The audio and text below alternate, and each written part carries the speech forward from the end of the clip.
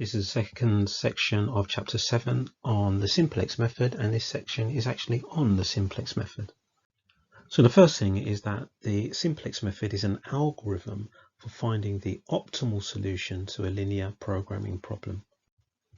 This algorithm does not rely on a graph, so it's not a graphical method. It can be used where we have more than two variables, x, y, z, for example. And it searches out the optimal solution in a quick and efficient way. Okay, so the first step in this algorithm is to write all of our constraints and our objective function in what I call standard form. Now that means that the constraints or the objective function must be a maximizing objective function. If it's a minimizing one, then we'll just times the whole expression by -1. The constraints need to be less than or equal to constraints. Now if they're greater than or equal to constraints, then we'll just multiply the whole constraint by -1. We need to introduce our slack variables like r, s, t, and so on, and all our variables need to be greater than or equal to 0. The next step is to set up something called a tableau, which is basically a table. The next step after setting up our tableau, our table, is to look to see if there are any negatives on the bottom row of the table. If there aren't, then we've found an optimal solution. If there are negatives on the bottom row, then this flowchart carries on here. We select the largest negative as the pivot column. So once we've selected the largest negative as the pivot column, then we ask ourselves this question: are there any negative numbers in the pivot column? If the answer is no, then there's no optimal solution. If the answer is yes, this flowchart carries on over here. We select the pivot element and do what we call pivot operations. Then when we have done that, actually this is like the end of the first algorithm or iteration. We go back and we complete this algorithm again, this set of steps again. Example 5, explain the significance of the slack variables in a graphical representation of the linear programming problem below. Okay, so we've got some constraints here, we've got an objective function to maximize this, and all of these constraints have been drawn on this diagram here. Now the borders of this feasible region are all when the slack variables are equal to 0. So if we go through each of the sides, so if we start with this one down here, this side of the feasible region, this is when y equals 0. This side here, this is when x equals 0. And these other sides, so if I took this one here from A to B, that's part of this line here, 5x plus 7y. This line is when r equals 0, so when the slack variable r equals 0. This line here comes from this equation, and that would be when the slack variable s equals 0. So we'll just add that in there. So here is where s equals 0.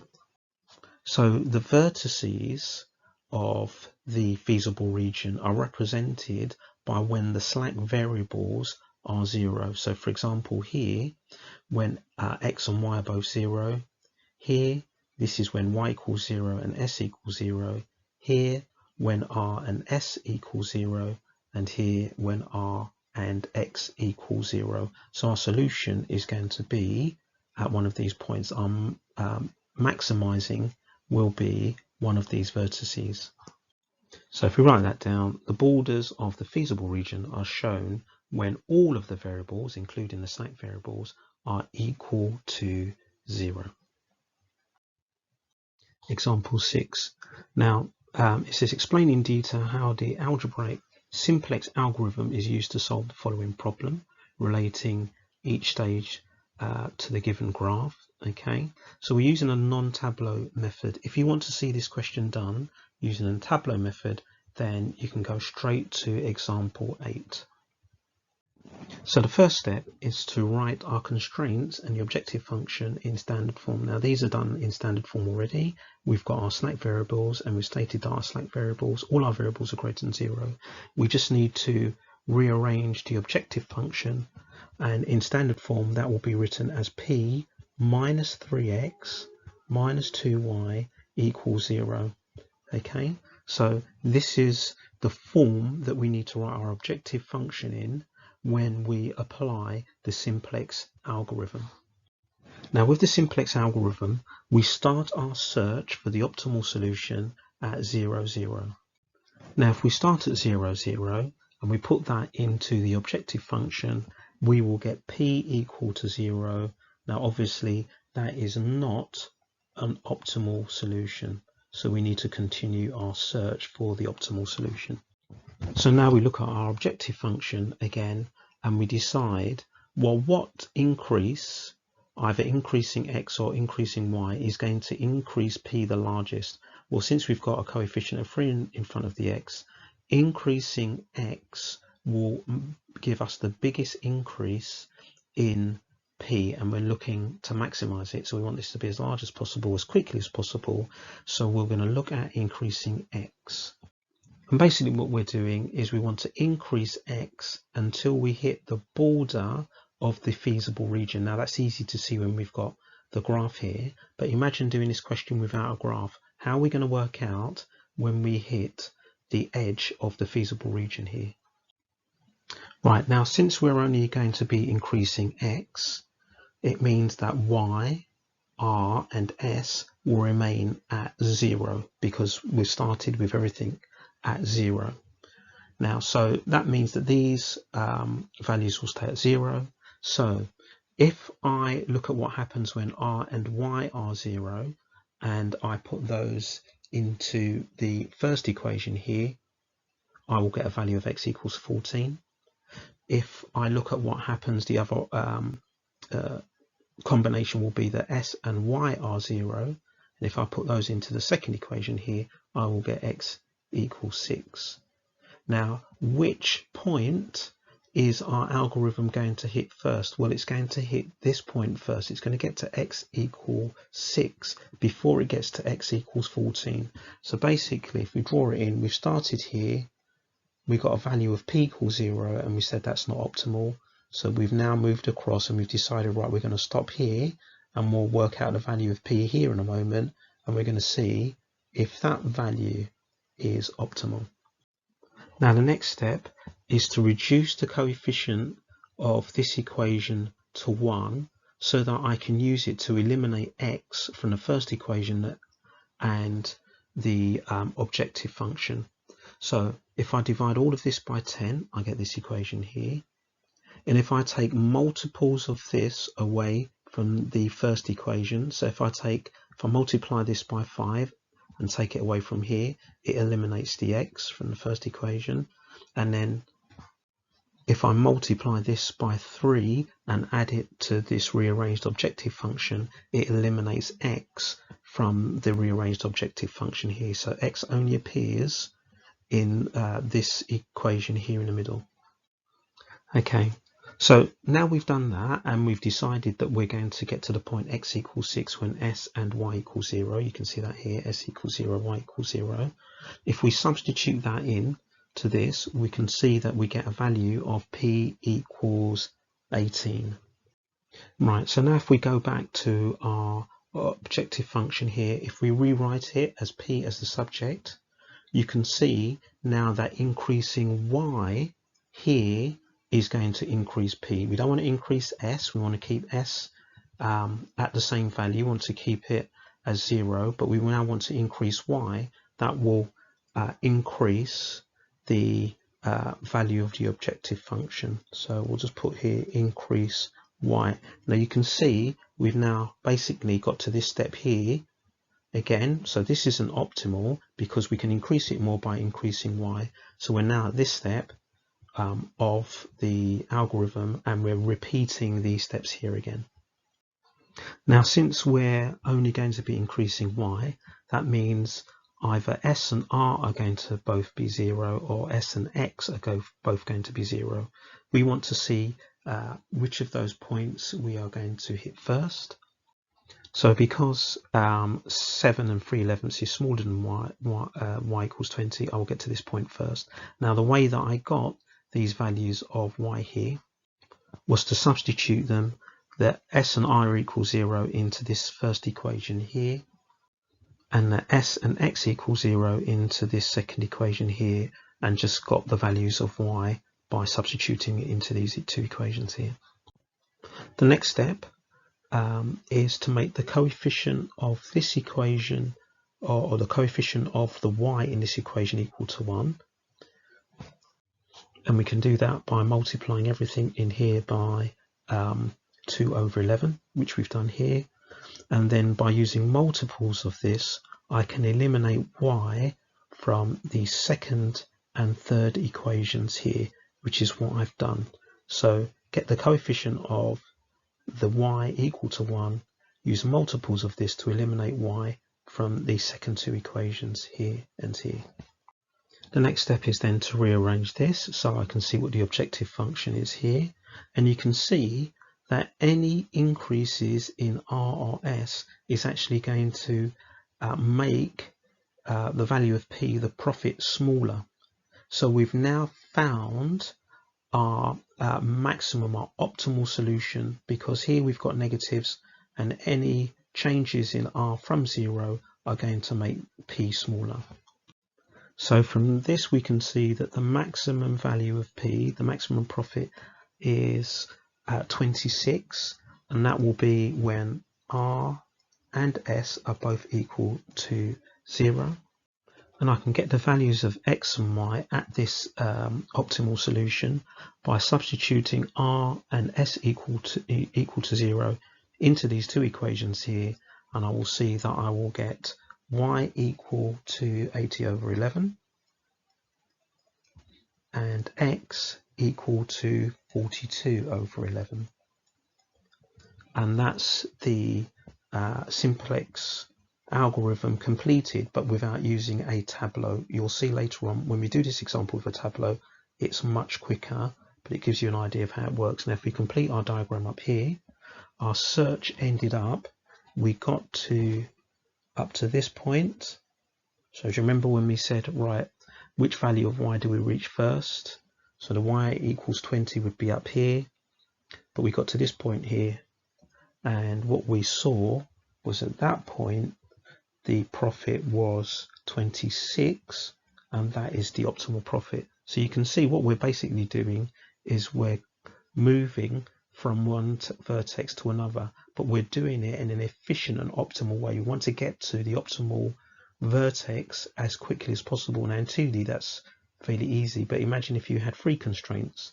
Do we really want to draw like a 3D diagram of this, or 4 or 5 constraints? Yeah, so we're basically moving around these polygons to get to the solution in the quickest way. It's a very quick and efficient algorithm.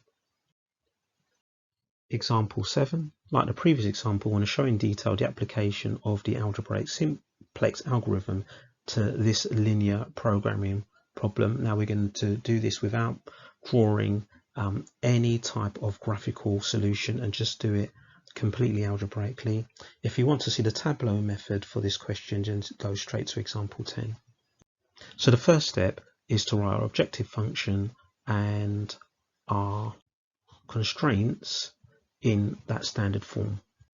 So the first thing is to turn our inequalities into equations, and we do that by the introduction of our slack variables r and s. We rearrange this into the form p minus something is equal to 0, or p minus some functions equal to 0, which we've done, and then we declare that all of our variables need to be greater than or equal to 0.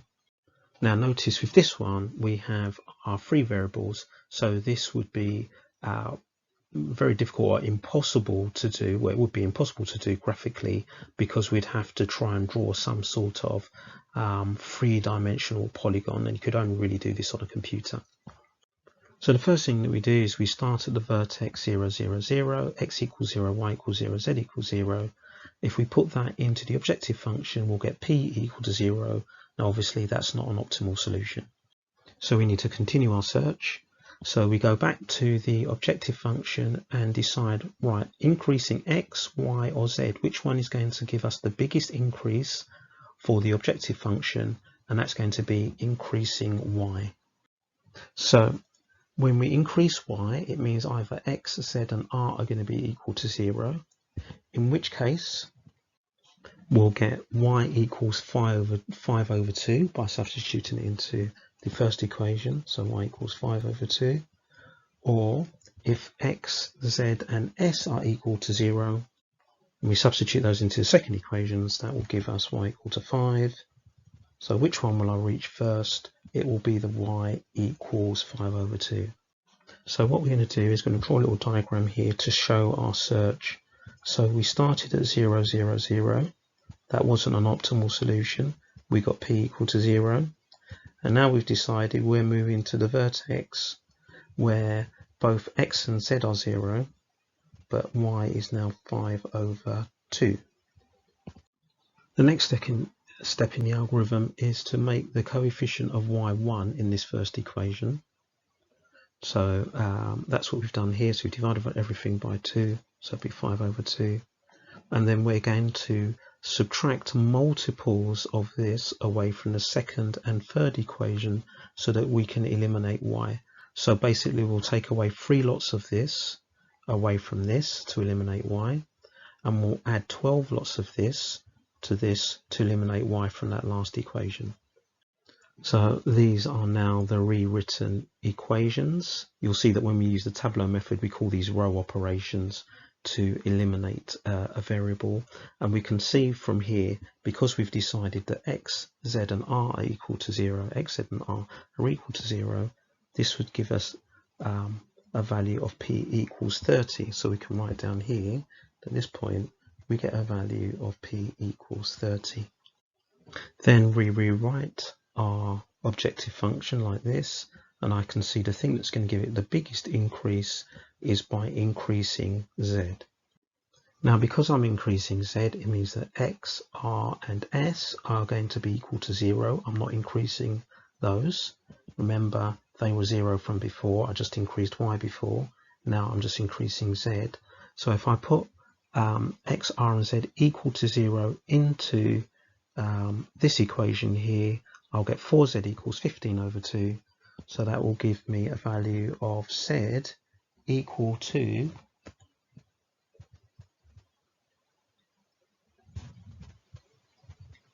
15 over 8.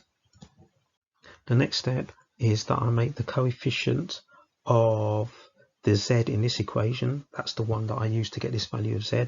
I make the coefficient of this equal to 1 by dividing everything by 4, and then I'm going to add or subtract multiples of this here to eliminate z from the equations. Now there's no z here, so this is going to remain unchanged. But by adding 8 lots of this to the rearranged objective function, this is what we'll get. Okay, right, so the next step in this, what we've done before, we're going to rearrange the objective function. Actually, we're going to work out what the actual profit's going to be. So we've said x, r and s are 0, so that gives us a profit of 45. So we'll write down p equals 45, and we're going to now rearrange the objective function. And you can see that when we rearrange it, that actually there's no point increasing x, r or s because they will decrease the profit. So we've now found the maximum profit of 45. So we'll continue our diagram here like this. So we know at this point p was 45, the maximum profit. What we want to know, what were the coordinates at that point? Well, we can just read them off from our equations here. X, R and S are equal to 0. So we've got 0 for X. Then here we get Y equals 5 over 2 because X and R are 0. So we'll put 5 over 2 for Y. And then if we use the second equation here, x is 0, r is 0, s is 0, so we get z is 15 over 8. So we can finish this off by saying the maximum profit is 45 when x is 0, y is 5 over 2, z is 15 over 8, and both the slack variables are equal to 0. And that should always be the case, that the slack variables are equal to 0. Example 8, we want to solve the linear programming problem in example 6, which is also here, using the simplex tableau, and we want to maximize this objective function here. So we need to make sure that all our constraints and the objective function are written in the standard form in the correct way. These are written in the correct way because we've introduced slack variables and written them as equations, and we've declared that all of the variables greater than 0. But we need to rearrange our objective function so it's equal to 0. So it'll be p minus 3x minus 2y equals 0. The next step is now to transfer all of this information into the simplex tableau. So the first step is going to be to write down all of the variables on the top row, the headings of our table. Okay, so we'll just put these lines in here. And we're going to transfer each one of these equations into this tableau here. So all I'm going to do is write down the coefficients for each equation. So if we start with this equation here, we've got 5x, we've got 7y, we've got 1r, no s's, no p's, and we get a value of 70. Let's go to this equation here and we'll write down the coefficients. So we've got 10x's, 3y's, no r's, 1s, no p's, and a value of 60. Then I'm going to draw a slightly thicker line here, or you can just draw a line like this and extend the lines a little bit. And in this bottom row here, I'm going to put in the coefficients for the rearranged objective function, which is this here. So this has got minus 3x's, minus 2y's, no r's, no s's, 1p, and a value of 0. The next step is to identify what we call the pivot value. Now, to find a pivot value, we need to find a pivot column. Which column do I find a pivot value in? Well, it's going to be the column that has negatives and has the lowest negative. So the lowest negative value in the bottom row is -3. So I'm going to find my pivot value in this column here. Okay, it's going to be either the 5 or the 10. Then I need to work out, well, which one of these two values is it? Is it in the top row or the bottom row? Now, the way that we work that out is we take the value and we divide it by the value that we've circled. So you may find this headed as sort of theta or theta value like this. You can put that column in, or you can just show your working at the side. So I do 70 divided by 5, 70 divided by 5, which is going to give me 14. And then next row down, I do 60 divided by 10, which is going to give me 6. I'll just write 60 divided by 10 is 6. Then the lowest value here gives me the pivot row. So I'll just highlight this. This is where the pivot row is. So I can see that once I've identified the pivot row and the pivot column, my first pivot value in this algorithm is 10. So the pivot value is 10. Now I'm going to create a new or updated tableau by dividing everything in this row by 10 to make this coefficient equal to 1. So, and then that will be like 3 over 10, 1 over 10, 6. And then by using multiples of this, turn the coefficients of the numbers above and below it in the same column, make these coefficients equal to 0. So let's start by dividing all of these values by 10. So if I do that, I'll get 1 for that coefficient, 3 over 10, 0, 1 over 10, 0, 6. And I'm going to call this row 2. So I'll put R2 here. Now, if I multiply this row by 5 and take it away from this row, this coefficient will become 0. So what I'm going to do is take my original row 1 which was this one, and take away 5 lots of this row 2. So this will become 5 lots of row 2. So by taking that away from the 5, I'll end up with 0. Then I'm going to do 7 minus 5 times 3 over 10, 1 minus 5 times 0, 0 minus 5 times 1 over 10, 0 minus 5 times 0, and then 70 minus 5 times 6. So those values will become 0, 11 over 2, 1, negative a half, 0, and 40.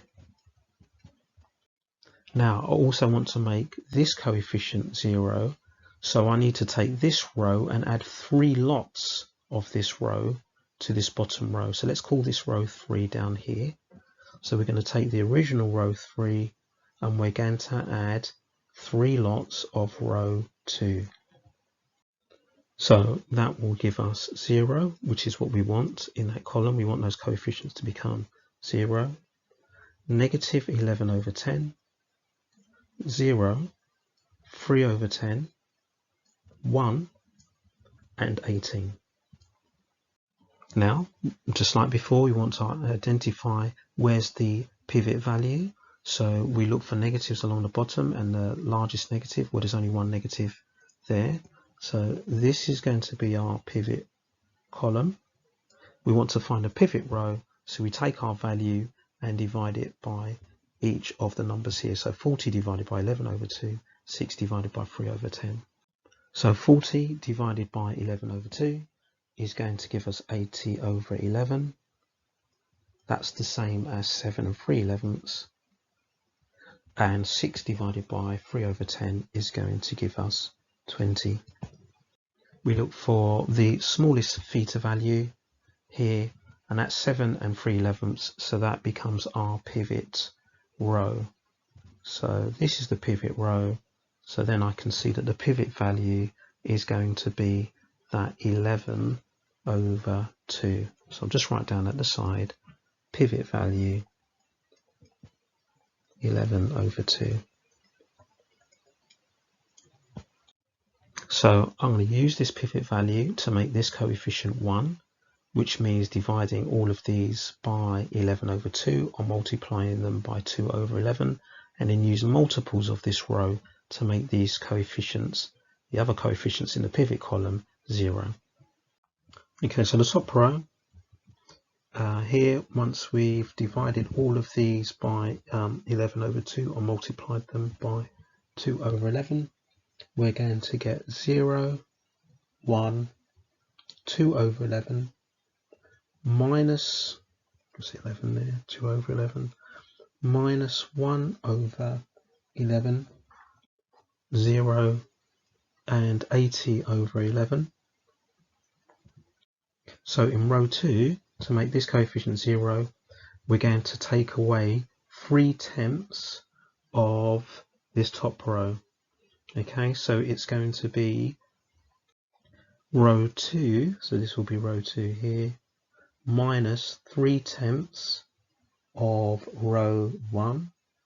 So we'll just put R1 here so we know that's R1.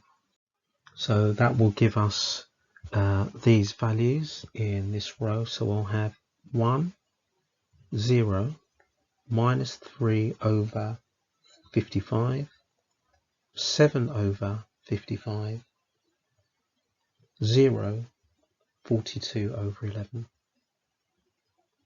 Then we're going to have our thick back line here, because then we're going to have our objective function values. So we want to make this coefficient 0 in the pivot column, which means since we've made this coefficient 1, we want to add 11/10 of row 1.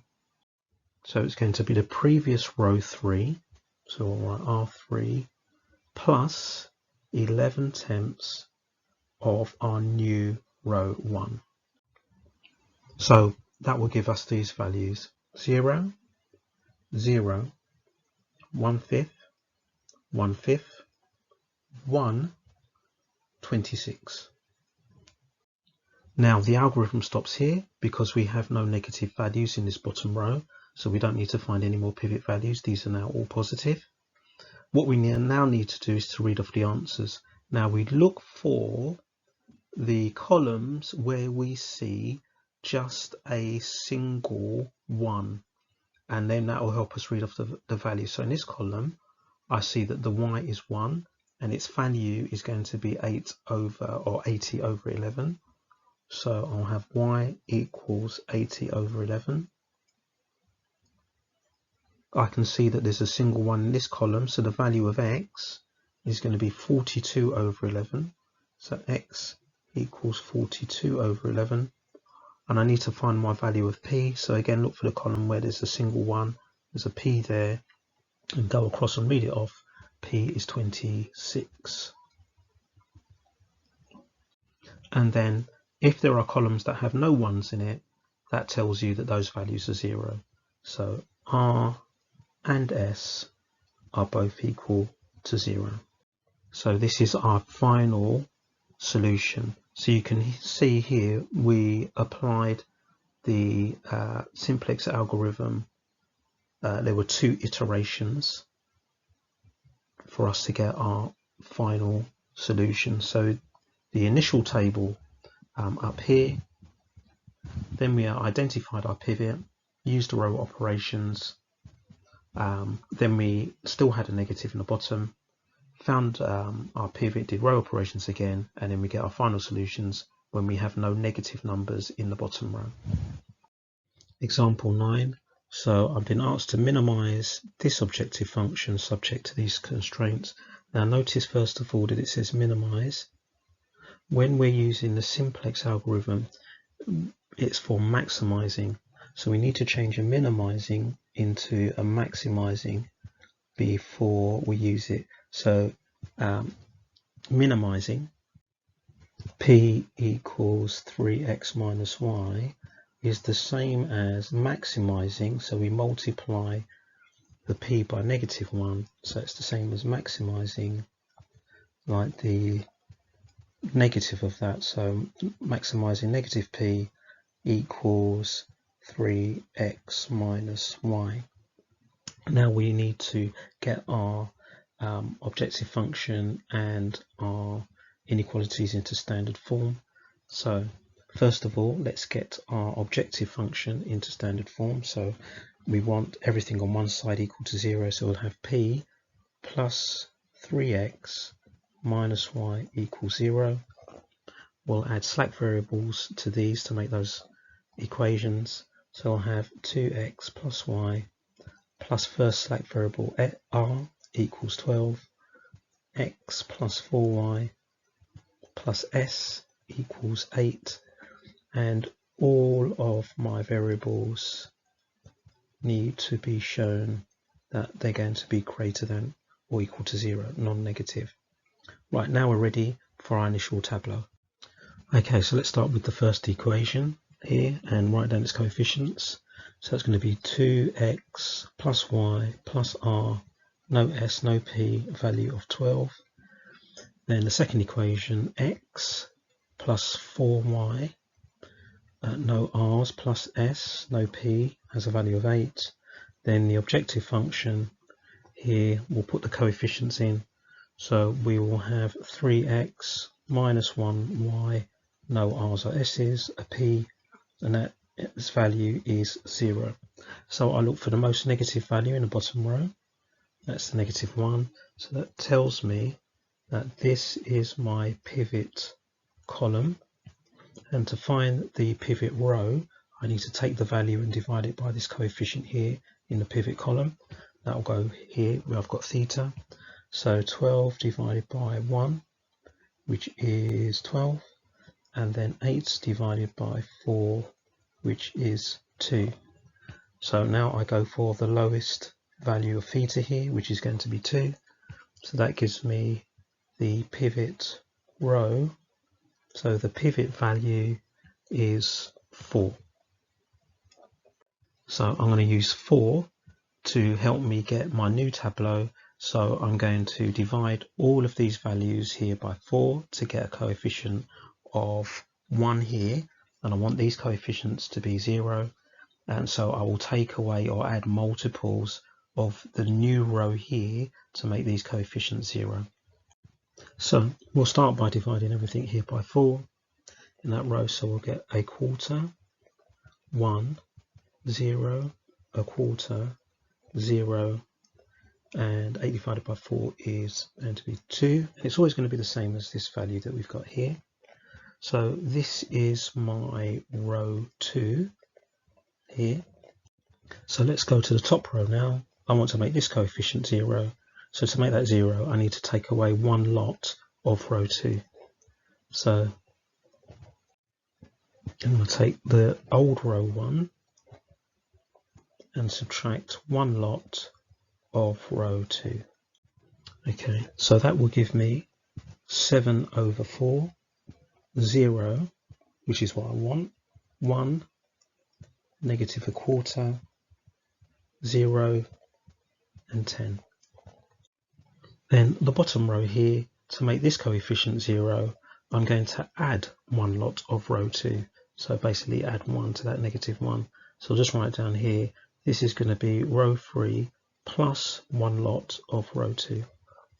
So I will get now these values, 13 over 4 for x, 0 for y, which is what I wanted to happen, 0 for r, a quarter for s, p will stay as 1, and the value will become 2. Right, so now if we look at the bottom row, there are no non-negative values, so we're finished. So we only needed one iteration to finish this. And you could probably say that for every non-negative value is going to be an iteration. So now we're ready to read off our answers. So I'm looking for the columns where there's only a single one. So there's a single one in the R column, and it tells me its value is R. So R is 10. Right, there's a single one in the Y column, and I'll read off its value. So Y is 2, Y is equal to 2. And there's a single one in the P column, and I'll read off its value, and its value is equal to 2. So P is equal to 2. Any other columns that don't have a single one, their value is going to be 0. So X and S are both going to be 0. So X and S are both going to be 0. Now we need to remember that right at the start we turned a minimizing problem into a maximizing problem. So we were maximizing negative P. So although we got P here, the minimizing version of that is going to be negative P. So in other words, this needs to be negative 2. So be careful that you don't make that mistake there. Okay, so just watch out for that, because we changed our P to negative P. So basically we need to reverse the sign of the answer. Okay, so reverse sign of answer, your minimum or maximum value, if we've changed the minimizing question into a maximizing question by multiplying P by negative 1. Example 10, use the simplex tableau to solve the linear programming problem below from example 7. So we've done this question before, but we did it algebraically. Now we're going to do it using the simplex tableau, and you'll see that this should be quicker to do. So the first thing that we need to do is to get our objective function and our constraints into standard form. So we'll start with our constraints by adding a slack variable. So we've got 2x plus 2y plus r, that'll be my first slack variable, is equal to 5. Then I'll have 5x plus 3y plus 4z plus s equals 15. So there's my second slack variable. It's a maximizing problem, so I don't need to multiply this by negative 1. And these are also less than or equal to, so these are fine. We can leave them as they are. So yes, this will become p minus 10x minus 12y minus 8z equals 0. Now I can already see that when I put these into the tableau, I'm going to have 3 negatives at the bottom, so I'm expecting there to be 3 iterations before we get our final solution. So let's start first of all with our initial tableau. Right, so let's start with the coefficients of our first equation here. So that's going to be 2, 2, 0, 1, 0, 0, 5. Second equation, we'll put our coefficients in. So 5, 3, 4, 0, 1, 0, 15. And then the bottom row here, our rearranged objective function. So we will have negative 10, negative 12, negative 8, 0, 0, 1, 0. Right, let's identify our pivot column, which is this one. Negative 12 is the most negative value. Then we're going to work out the value of theta here. So we'll do 5 divided by 2, which is just 2.5. And then we'll have 15 divided by 3, which is 5. We go for the lowest value, which is the 2.5. So this first row here, that's going to be my pivot row. So I can see that my pivot value is 2. So now we'll prepare our second tableau. So we're going to divide everything in this row by the pivot, which is 2. So that will give us these values here. So this is my row 1. Then I want to get these other coefficients as 0. So I will need to take away 3 lots of row 1 from row 2. So this is going to be row 2 minus 3 lots of row 1. And then I want this to be 0 as well. So I'm going to take this row and add 12 lots of this row 1. So this will be row 3 plus 12 lots of row 1. So we'll now get these values to go in our table. 2, 0, which is what we want. 4, negative 3 over 2. 1, 15 over 2. Sorry, not 15 over 2. That's 0 there. Just getting ahead of myself in the columns. So this would be 15 over 2, which will be 7.5. Then the bottom row, add 12 lots of this first row here, and that's going to give us these values: 2 for x, 0 for y, which is what we expected, z negative 8, 6 for r, 0 for s, 1 for p, and then a value of 30. Now you can see what's happened is we've now only got one negative value, so I only need one more iteration, although it looked like 3 at the start. So this will be my pivot column because I've got the negative number there, it's the only negative. I want to work out my value of theta, so I'm going to take these numbers and divide them by the 0 and the 4. Now if I do 2.5 divided by 0, anything divided by 0 is not defined, so it's infinite, so I'll write that down there. So anything I write down here, hopefully it should be smaller than that. Then 7.5 divided by 4 will give us 15 over 8. And that's the same as 1 and 7/8. Well, it's definitely smaller than infinity. So this is my pivot row. So my pivot value now is 4. So we'll now prepare our second or third pivot tableau. So we'll divide everything in this row here by 4. So that will give us half, 0, 1, well, that's what we want for that to be 1, negative 3 over 8, a quarter, 0, and 15 over 8, which is 1 and 7/8. This is our row 2, so this is where we're going to do our row operations. Now we want the coefficients of the rows above and below in that column to be 0. Now this one is already 0 here, so there's nothing that's required, we can just copy that straight out. And then for the bottom row, to make this coefficient 0, we're going to add 8 lots of this row. So we'll put down here that our row 3, we will add 8 lots of row 2.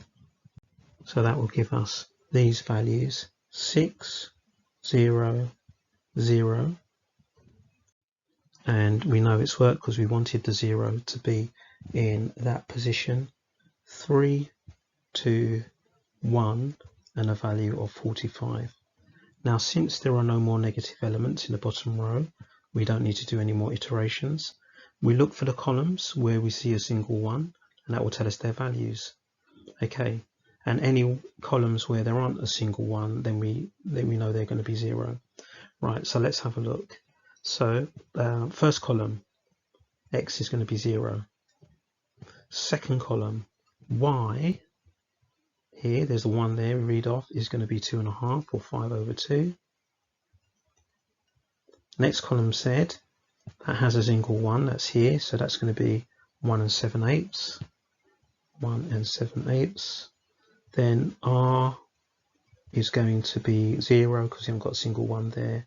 S is also going to be 0, and the value of P is going to be 45 because again we've got a single 1 in that column, and that tells us, we just read off there, 45. So that is our optimal solution. Now for part B, all you need to do is to look back at example 7, and you should see that we've got the same answer. So look back at example 7 and check we got the same solution. We should have got the same solution when we did example 7 doing it algebraically. Example 11. Use the simplex tableau method to solve the following linear programming problem. Okay, so the first thing to note is that all the select variables have been put in already. Everything's been declared as greater than or equal to 0. This is a maximize, so that's fine. All we need to do is to rearrange it as p minus 3x minus 4y plus 5z equals 0, and then we can prepare our initial tableau. So here's the table ready. We just need to put in the coefficients. Okay, so all the coefficients have been entered.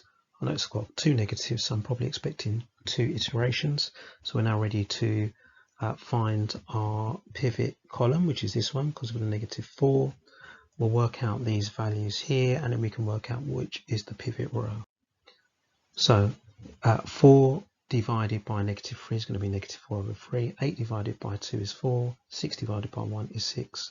Now, we always look for the lowest value, but you ignore negatives. It's the smallest positive value. So this is not the pivot row, row number 1. It's row number 2. So make sure if you've got any negatives there and you're looking for the pivot row, ignore the negative. It is the smallest positive value. So there we go.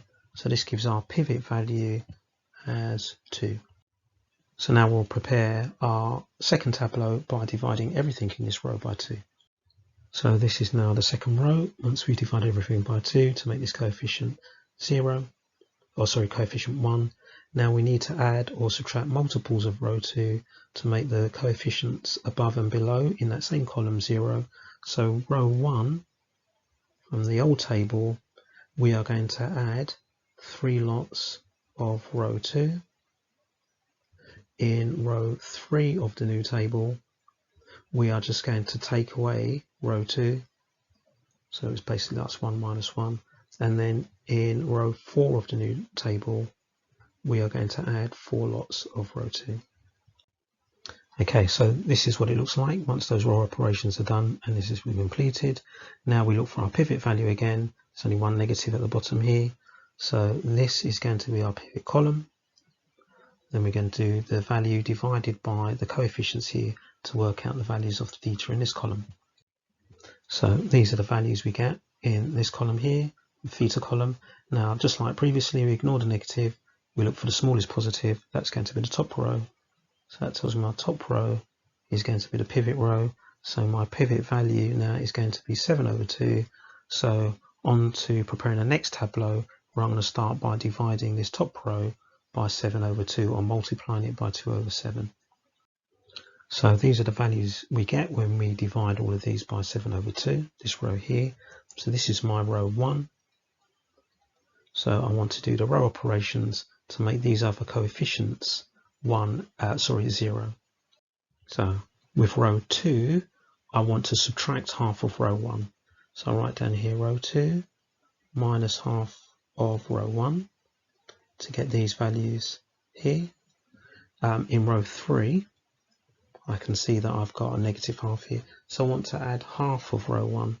So add half row 1. And then for the bottom row here, I've got negative 1. So I basically want to add row 1 to row 3. So it's going to be row 3 plus row 1. So this is the completed tableau here. You can see there are no non-negative values. So the algorithm is complete, and we've finished this part of the problem.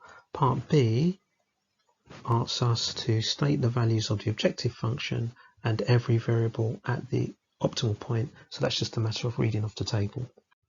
So starting with x, that's the first value in the table, that's 32/7. Y is 12/7.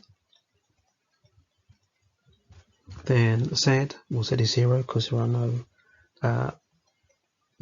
just a single 1 and zeros in that column.